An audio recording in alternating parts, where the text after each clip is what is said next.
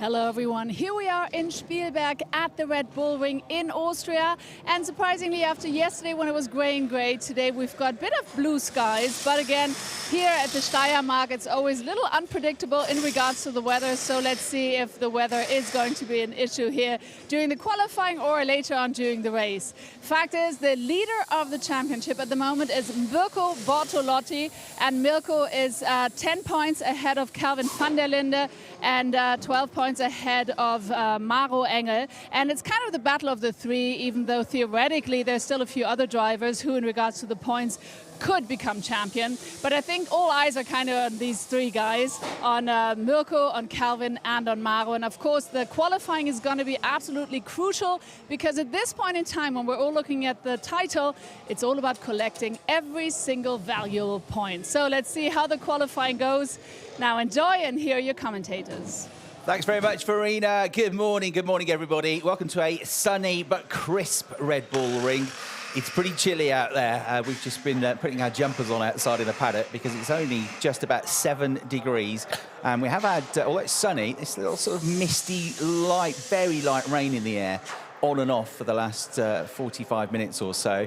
So with that cold temperature and that little bit of dampness, moisture in the air, I think it is going to be a tricky qualifying session for the drivers, this second 20-minute qualifying session to set the grid for this afternoon's race. That will be round number 14 of 16 in the 2024 championship. And there you can see Mirko Bortolotti on the graphic moving into the championship lead yesterday after picking up his first win of 2024 and his first win for over a year in the DTM. Last victory he had before yesterday was at the Sachsenring in the summer of 2023. But he's having a mega season, a win, 4 seconds, and 1 third-place finish. He's also scored points in every single race this season, and he's been the best qualifier on average. And all of that combined has put the Italian into the championship lead. Kelvin van der Linde dropping to second after a gutsy performance from near the back of the field to get up to 8th. And Arjun Maini was 3rd yesterday in the race, picking up his 2nd podium. Qualified, of course, on pole position and made history yesterday with his first pole and the first ever pole for an Indian driver. We had a race which started in light damp conditions, and all but one car starting on wet tyres in the race, but it quickly became apparent that the dry tyre was the one he wanted to be on, but most of them hung on until the pit window opened to go onto slick tyres. Clement Schmidt was the one that tried something different, starting on slicks, and he got him up to 4th place at one point, straight after the pit window. But he struggled with his new set of tyres that he put on for grip and slipped back down the pack and managed to score just a single point in the end. Now, news of overnight balance of performance changes, because this is pretty critical into how things might change today, because it is going to have a very different look to it, because several of the brands have been lightened in terms of the balance of performance weight, and several have been made heavier. So we'll start with the easy one. The McLarens are exactly the same as they were yesterday, but the Audis, the BMWs and the Porsches are all going to be lighter than they were yesterday. So 10 kilograms of BOP weight have been taken off the Audis. 20 kilograms have been taken off the BMWs, that's a lot, and the Porsches are 10 kilograms lighter than they were yesterday. Ferrari and Mercedes are both heavier. Mercedes is kind of an obvious one because they were all at the front yesterday, and we had 2 Mercedes on the overall podium, and they went well in qualifying as well. So the Mercedes are 20 kilograms heavier than they were yesterday. So, for example, between the BMWs and the Mercedes, that's a swing of 40 kilograms. And the Ferraris are, perhaps surprisingly, 15 kilograms heavier than yesterday, surprisingly, because Jack Aitken only just made it into the points, a race which he said felt like a podium finish because we just didn't have any pace, but getting 14th place, getting a couple of championship points, that great move on the last lap, last corner of the last lap to get 14th place. Yet they've got 15 kilograms added on to the Ferraris. Ferraris have traditionally been pretty good around here in dry conditions, but I think they're probably a bit flummoxed by that potentially. The other news to bring you overnight was that Thierry Vermeulen was disqualified from the race. Didn't have a great race anyway, unfortunately, but the car was 1 kilogram underweight, so Thierry was disqualified from the results. The top 3 in the championship covered by 12 points. Lukas Stoltz up to 4th place after his win at the Sachsenring, and in either side of that win, he's had 2 4th-place finishes now, including the one yesterday. So he's 4th in the championship, 61 points behind. Thomas Preining, 65 points behind, is 5th. Jack Aitken down to 6th is 66 points behind, and René Rast and Sheldon van der Linde are 66 and 67 points adrift respectively. And, 67 and 68 points adrift respectively. At the end of today, there will only be 56 points available. So that means Luca Stoltz, Thomas Preining, Jack Aitken, René Rast and Sheldon van der Linde, and the only other driver that can mathematically still win the championship is Arjun Maini. They all need to close the gap. They all need to have a really good day, close the gap, and be within 56 points to stay in the championship fight. So, as Verena said, it is starting to look like a three-horse race, but this BOP is going to make a big difference, I'm sure. So the car's heading out onto the track for this 20-minute qualifying session. We're up here in the commentary box, slightly chilly commentary box today, in the shade as well, in the grandstand overlooking the start-finish line. Great view over to the pit lane where we can see not everybody has gone out onto the track, and it looks like Ricardo Feller is doing what Ricardo Feller often does and hanging back before he goes out onto the track. My name's Chris Hartley, and good morning alongside me to Brian Oliver. Good morning, Chris. Welcome everybody to the Red Bull Ring. It feels like a completely different weekend to what it was just a couple of days ago when we arrived here. Thursday, Friday, monsoon conditions. Now today, the sun's shining, a real wintry nip in the air, and of course those BOP changes. Of course, on top of that, Mirko Bortolotti during the race will have an extra 20 kilos on board of success ballast, and Mauro Engel will have an extra 10 kilos, Arjun Maini an extra 5 kilos. It feels like a completely different beast, to be quite honest, and all the form book that we've established over the last couple of days kind of feels thrown out of the window. It's like starting again. It's going to be a really interesting qualifying session this, to see who comes out on top. As with yesterday, I think we're going to expect to see the cars to go out, do their installation lap and then come back into the pits, because this track is going to get quicker and quicker as the sun starts to shine on it, as a bit more rubber gets laid down, and once again it seems likely that the pole position time is likely to come in the last few minutes of the session. Yeah, I'm not sure we're going to get anywhere near that qualifying record set by René Rast last year of 1:27.6. I might be proved wrong, but I just don't think the conditions are right for that with the low temperatures and that little bit of moisture we had in the air. I don't think I went through the Lamborghini's balance of performance change. That's 10 kilograms heavier than yesterday. So with his success ballast as well, Mirko Bortolotti in the race, they don't have the success ballast in qualifying, only the race. Mirko is going to be 30 kilograms heavier than yesterday, and Mauro Engel carries 10 kilograms of success ballast because he finished second, and the Mercedes are 20 kilograms heavier, so it equates to the same for him. He's going to be 30 kilograms heavier than yesterday, and it doesn't sound a lot in the context of cars which weigh with the drivers, the cars which weigh with the success ballast on board in and around 1,320, 1,330 kilograms, depending on the car. 30 kilograms doesn't sound a lot, but when you consider that often in dry qualifying conditions we have 17 or 18 cars covered by less than a second, you're looking at fractions of a second. And the other thing here, Brian, is you've got a really steep climb at the start of the lap. It's a sharp, short climb up to turn 1, and then on that run up to turn 2, and this corner here, turn 3, it's a real huge elevation, and you've got to carry all that extra weight up the hill. That's more on the acceleration, more weight you've got to accelerate. It's more weight you've got to slow down as well when you hit the brakes, and it's more wear and tear on the tyres. Yes, especially into that turn 3, as you say. It's a very steep climb, and it's quite a difficult corner to get right. It's a big deceleration, heavy braking into that corner, and here at the Red Bull Ring, track limits are always an issue. Every time we come here, it was the case again yesterday, always track limit issues. So you've not only got to get it slowed down and turned in, but you've also got to keep it on the grey stuff, because the stewards are pretty hot on it, and if you exceed track limits, you may well pick up a penalty. Luca Engel had a wild ride across the grass at the start of the race yesterday, and did a great bit of advertising for Decra by picking up one of their huge green boards on the front of the car, and so much so that it didn't become detached itself. He had to come into the pits pretty quickly and change tyres as well at the same time. But it was a real shame for Luca Engel because he qualified well yesterday, didn't he? He was 7th overall. Yeah, it's been a good weekend for him. It's been a season of ups and downs for Luca Engel. Of course, he had that win at the season opener at Oschersleben, which was really exciting. He's had a few lows as well. He really starred at the Norris Ring in the changeable conditions. But he's due a bit of good luck, is Luca Engel. So he set the early benchmark time, 1 minute 31.468 seconds. Pole yesterday for Arjun Maini on a track which was drying, remember, was a 1:30.128. So all weekend long, we haven't really seen quick lap times in any of the practice or qualifying sessions because they've kind of been weather affected, all of them. Even free practice 2 on Friday started off as a damp track. It got dry in the end, but it wasn't particularly quick. Marco Wittmann shaves a bit more time off, 1 minute 30.641 seconds.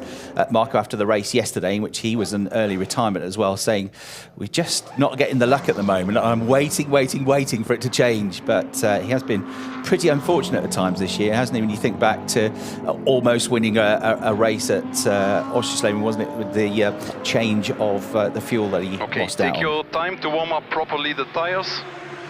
Track is clear behind. Ricardo Feller heading up to turn 1. He's on track. Coming up to turn 2 is Ben Durr, and over at turn 4 is Marco Wittmann, and that's all the cars you got on track. But yeah, Marco Wittmann running out of fuel late on in a race which he was set to win, and then he got properly punted off, didn't he, at the Saxon Ring last time out, and he's just had these bits of bad luck here and there, which is why he's outside of the top 10 in the championship. But don't rule him out, and with this improved BOP for the BMWs, Schubert will be looking to go well today and fight. They got some points yesterday, which was helpful because they are also battling for the teams championship as well. So in terms of the teams championship, Schubert are now on 285 points, 20 points clear of Abt Sportsline. Now, you get a possible 45 points. They don't count points in qualifying in either the manufacturers or the teams championship, but you count your best 2 cars. So you can get 45 points from each race, which means that there are still 135 points available and only 20 points between Schubert Motorsport and Abt Sportsline. And then only 5 points behind Abt are Winwood Racing on 260 points, 25 off the lead. And fourth, now are SSR Performance after their second win of the season yesterday. So 250 points for them, and only 35 points therefore covering the top 4 in the teams championship. So that's still going to be wide open at Hockenheim as well, as is the manufacturers championship. Mercedes are on 360 points, Lamborghini now on 340. And there's only a 20-point gap there as well, and it's the same scoring system effectively, so still got 135 points available. Leaving, but it's the only one yet. Actually, Ralph leaving, Mara leaving. If we want to go for 8, we would leave now. Should we go? Okay. Let's go, let's go, let's go.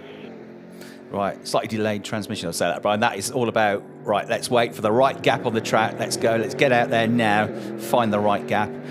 Because it is going to be a busy second half of the session. They're all going to go out at the same time and they're trying not to trip over each other, aren't they? Yeah, the track's only 4.3 kilometres around with 10 turns, so finding a bit of space out on the track is a trick in itself. It's interesting to see that Abt, as they always seem to do, doing a fairly different strategy to everybody else, and particularly Ricardo Feller, who has been out there for some time now, just lapping, building heat into the tyres and into the brakes. They often have a different strategy to everybody else at Abt Sportsline. But it's going to get busy now. We're reaching the halfway point of the qualifying session. Of course, no tyre warmers allowed, and it's going to take a little while with the ambient temperature at 7.8 degrees centigrade. It's going to take a little while to get those tyres into the operating window. Would have felt turn Arjun Maini's radio off on purpose today because it wasn't working yesterday, so he had no information about how quickly he was going, and he ended up on pole position. He didn't find out it was on pole until he got back. He had absolutely no idea, he said to me afterwards. He said it was yesterday was all about just getting the heat in the tyres at the right point. I said, well, you obviously managed. He said, shrugged his shoulders and said, yeah, somehow. Not sure, but yeah, I did.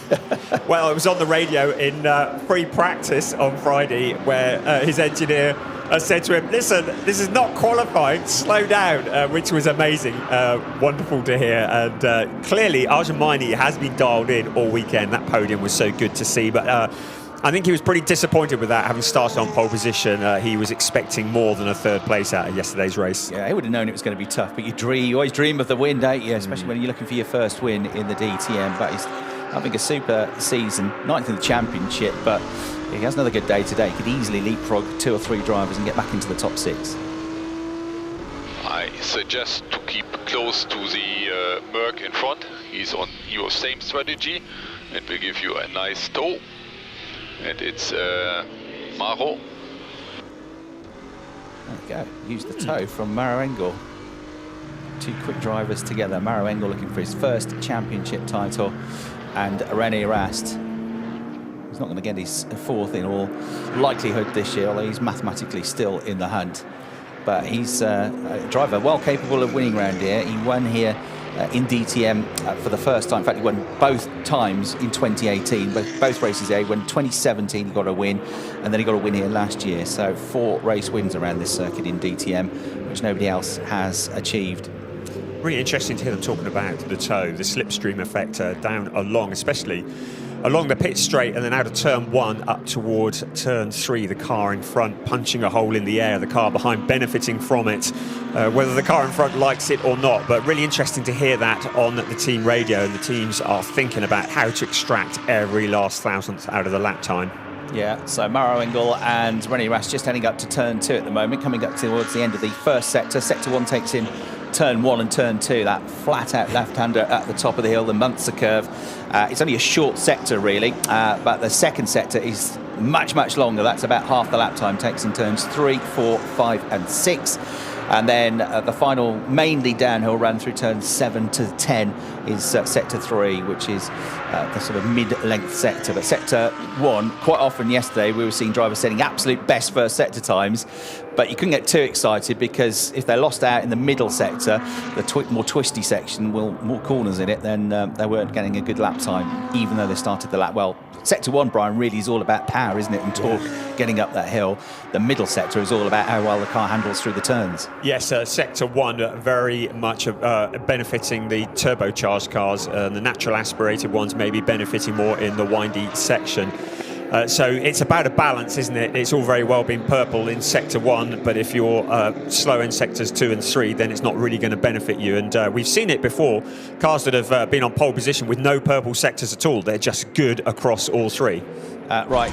The 2 Audis are both on good laps here, Ricardo Feller and also Kelvin van der Linde. And Ricardo Feller goes top. René Rast briefly went to the top of the times, but I think Kelvin is going to be quicker than both of them. If he hangs it together through this last sector, he comes over the line, he does go quicker by 1/10 and a half, 1:29.032. Ricardo Feller, 1:29.184. They'd like the session to end now, thank you very much. Adab Sports Line. René Rast 3rd, Maro Engel in 4th, Jack Aitken in 5th, and then Marco Wittmann currently in 6th place from that earlier lap. It's already Ricardo Feller sets the absolute best first sector time at 22.3 seconds through that first sector. Kelvin van der Linde has been the quickest driver so far in the all-important middle sector, though. That one takes about 39 seconds to get through, so we'll see how they get on. But on this lap, at least, Ricardo Feller, to begin with, a fraction quicker, half a tenth quicker than his teammate Kelvin van der Linde. So already quicker than yesterday's pole position time, with the conditions so perfect. But Ricardo Feller with that purple in sector 1, as we said before, can he balance it up in all the other sectors as well? Well, you'd think with the Audi, if he's quick in sector 1, we know it handles quite well in sector 2 as well, and he's proven that with a personal best in that sector 2, but he continues now towards sector 3. So sector 2 is a 39.342. He's heading towards the final corner. There's Maro Engel just ahead of him. Out of turn 10, staying inside of those bollards, and it's flat out all the way across the line now. Maro Engel at 1:30.552, so that moves him up to P5. But he'll want more than that. But Ricardo Feller now to the top of the times again, 26.902 in the last sector, 1:28.611. First driver into the 28s. And more weight on the car or not, Jack Aitken has gone 3rd quickest, 1:29.858 in the Emil Frey Racing Ferrari. Arjun Mainy's just had his best lap of the session up to 9th. And Marco Wittmann is on 2 personal best sectors. And Sheldon van der Linde is on a good lap. René Rast has just gone absolute best in the first sector. Sheldon was quicker before that. Sheldon's 16th at the moment. He's going to be much higher than that if he keeps this lap time up. Clement Schmidt has just popped the McLaren up into 5th place. So watch the BMWs, all 3 of them going well on this lap. René Rast going even quicker than his 2 teammates through sector 1. Wittmann is going to be the first to cross the line of the Schubert BMWs. Where will this put him? 3rd place for Marco Wittmann. So that's better, 1:29.372. Sheldon van der Linde on 2 personal best sectors. He was absolute best sector 1 until his teammate René Rast came through further back. So Sheldon van der Linde there making his way that slight uphill climb coming out of turn 8, and then downhill again on the way into turn 9, down towards turn 10. You go through turn 10 at about 140 kilometres an hour, wagging on the curbs coming out of turn 9, and the 2022 champion pushing hard. downhill run now all the way to the start-finish line. 5 minutes to go. Sheldon van der Linde up to 4th place. So van der Linde 4th in the background, the blue BMW. As Arjun Maini goes quickest, of René Rast is the next one to watch, and he goes absolute best by a mile, 128.343. So it's Rast ahead of Maini. Stotz has gone 3rd. Vella and Kelvin van der Linde are down to 4th and 5th positions. And it's Maro Engel in 6th place, and Sheldon van der Linde down to 7th already. He was 4th about 30 seconds ago. I've had one eye on Luca Engstler because he was purple, quickest of anybody in Sector 1, but that's now been eclipsed by René Rast, who's just gone the quickest of anybody in that Sector 1. But he is very quick, is Luca Engstler. Quickest in Sector 2 now, Thomas Preining. So the next driver to pull the pin, Thomas Preining out of the final corner, across the line, he will come. This is going to be a good time for Thomas Preining. Does it take him to the top? Almost. It's P2, a 128.5. And then Luca Engstler goes 2nd quickest, just ahead of Thomas Preining. Excellent effort in the Lamborghini. So 128.410, only 67 thousandths of a second away from René Rast benchmark time. But René's going quicker than he went before. Through the first sector, absolute best. Through the second sector, a 39.215. It's not the absolute best. It is about half a tenth behind Thomas Preining's absolute best through Sector 2. But all in all, he's on course to improve here if it holds together through the final sector. Also, you got Front Pereira under investigation for blocking Marco Wittmann at turn 10. So that'll be a rude radio call that we'll get at some point. And here comes René Rast. This could be even better. It is by 75 thousandths of a second. He beats his own time, 128.268 seconds. Provisional pole for the driver that last year on Sunday here at the Red Bull Ring was on pole. What a difference 24 hours makes. Well, we saw René Rast yesterday. He was a man on a mission, had a great start to the race, weaving through the traffic, but doing it today with a different BOP on the car as well. Marco Wittmann has done personal bests in Sector 1 and Sector 2, but not quicker than anybody else. The quickest in Sector 2 at the moment, once again, is Luca Engstler. So Luca in the Lamborghini, currently in 2nd place in the timings, looking to move up. He's now relegated down to 3rd because Mirko Bortolotti, yesterday's winner, jumps up to P2 with a 128. But that is already eclipsed because Luca Engstler goes to the top to beat René Rast, a 128.184 for Luca Engstler. If it was perfect, dry, warm conditions, you'd say that they'd probably run out of tyres by now. But because the track is getting quicker and quicker and quicker, I think there's still maybe some time left in this session. There are a lot of green sector times being lit up. There's a purple sector 1 being lit up by Mirko Bortolotti. So absolute best through the first sector. He's got to make it nailed through the middle sector, as I've said, to make it really good, as Sheldon van der Linde shows you just how on the ragged edge he is. Coming out through turn 10. What's the lap time like?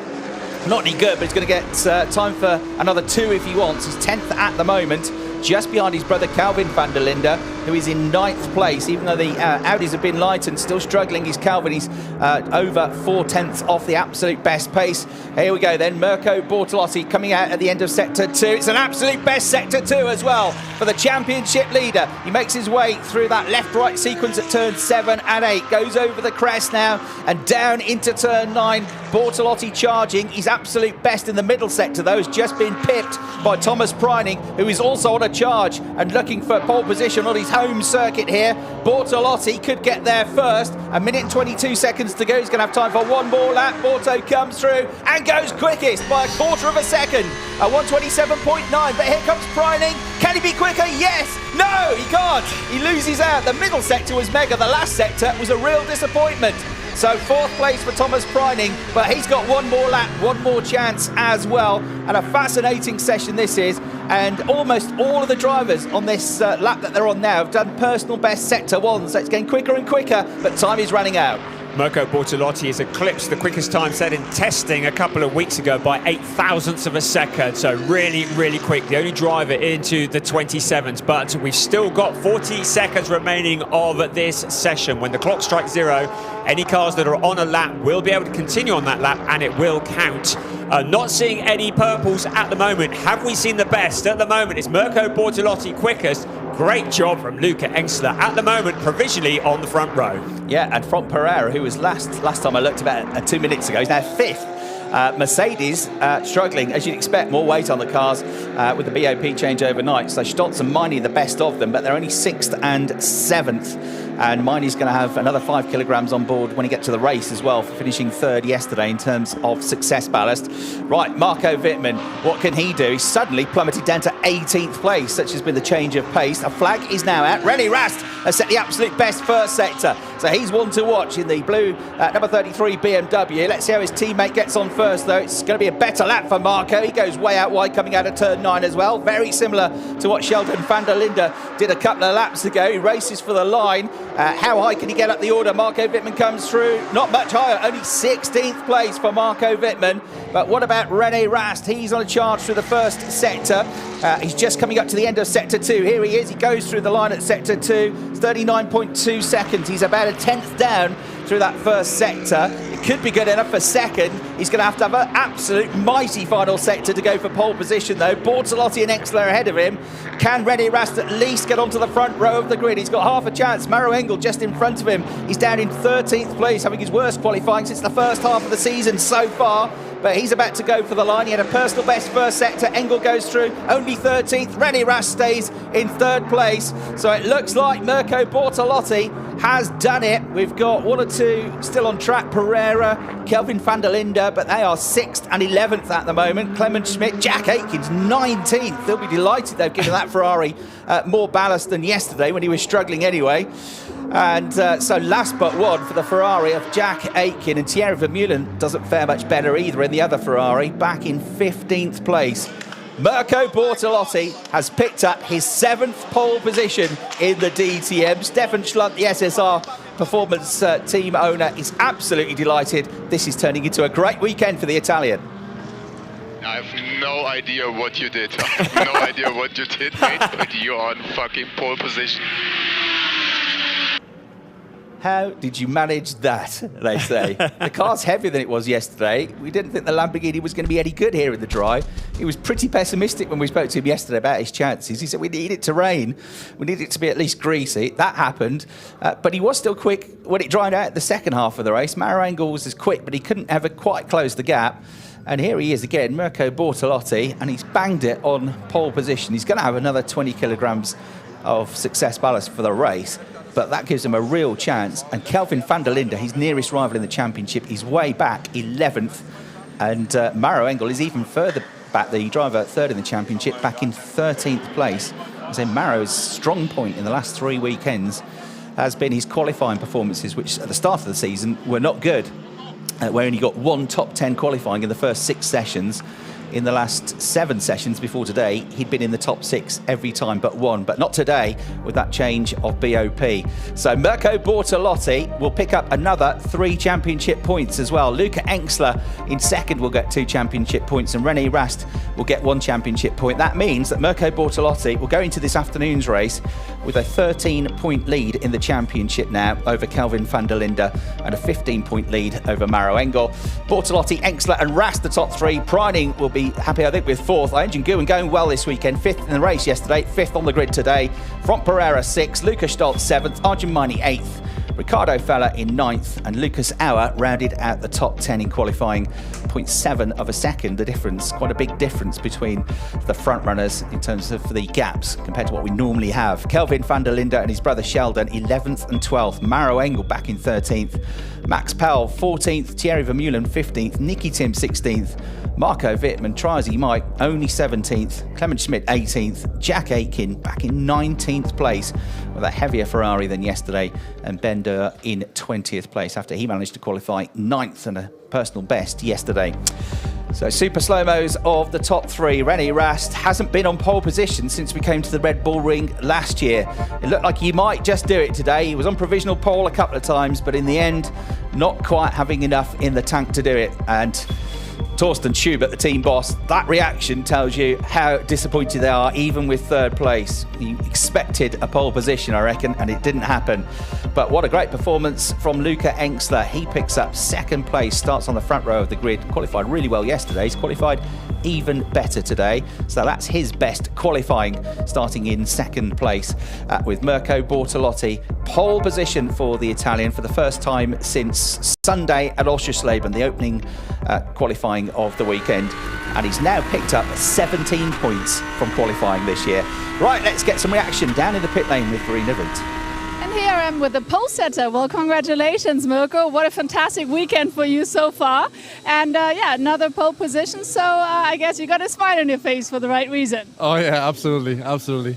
It's been an incredible quali, incredible lap, and I just can't believe it, to be honest. But it's a great feeling to be on pole. Your boss over the radio said, I think he said something like, I don't know what you did, but you did well. So were you guys surprised? Yes, absolutely. It's crazy. I mean, I think I put it really together. We don't have any purple sector, but we're still on pole, which is what matters. So makes me really, really happy, really proud. Preparation was great, and that was once again the key. All right, thank you very much, Mirko. Looking forward to that race. And now back to you. Thanks, Farina. Holding his nerve, isn't he, Mirko Bortolotti, in what must be a pretty stressful championship fight. And as always, he's ultra focused, Mirko Bortolotti, but he's also got this nice calmness about him as well. The measure of somebody that's been a champion before. So that's an onboard view of Mirko's flying lap for pole position. We can get some more news, though, with Farina down in the pit lane. And I'm here with Luca Engstler. Smile on your face, hopefully, because it's your best result in qualifying in DTM. So how excited are you? Yeah, massively. Obviously, it's been a great quali. Yesterday, I obviously didn't do well in the race, losing the car in the first lap. But yeah, now to be here, it's just great. And P2, that means for the race, I mean, anything is possible there. 100%. I mean, obviously, I want to finish on the podium. That's my main goal. And but you know, at this time of the year, championship is quite spicy, so I expect a bit of a good fight in the race, to be honest. But yeah, let's see. I mean, I'm happy to be here, and yeah, let's go. Looking forward to it. Thank you very much, Luca. Back to you. Thanks, Farina. Yeah, mega effort that, wasn't it, from Luca Engstler. His best previous to this, it's only his second season in DTM, was fourth on the grid at Oschersleben. He's become a race winner this year as well, and he's only averaged 12th in qualifying, but he's quite self-critical, Luca. So I've got a lot to learn. I'm always working about it. I'm always thinking about it. It's a big step up for him because his background really is in front-wheel drive touring car racing and TCR racing. So an excellent effort by him. They share the front row of the grid with this man, Mirko Bortolotti, for the race at 1:30 this afternoon. From Brian and me in the commentary box, that's it for now. We'll see you for the race, and we'll head back to the pit lane and Verena. And I'm here with René Rast. René, well, congratulations. Great qualifying for you, starting in P3 in the race. So you got a smile there on your face. It's been a while, so what are you going to make out of it? Yeah, it's been a while. I'm happy to see you back in this position. Obviously, it's the first time this year for me in the top 3 in the qualifier. So yeah, it's a good feeling. And obviously in the race, our car always behaves a bit faster than in the qualifier. So that's a good omen, I hope. Also, Mirko has 20 kilos in the car for the victory yesterday. So I hope we're going to have a good race today. And the Red Bull Ring, is that more your favorite? I mean, it's a challenging racetrack, but you're looking forward to the race? Yeah, especially with our car. Everybody knows that we have more top speed than the others. And this track normally suits us more. And last year I had my first victory here. So hopefully we can repeat the same today. Hopefully. Fingers are crossed. Thank you so much, René. And now, of course, we're looking forward to a very exciting race later on. You do not want to miss it. So see you then. Here are the highlights. Do enjoy. Bye-bye.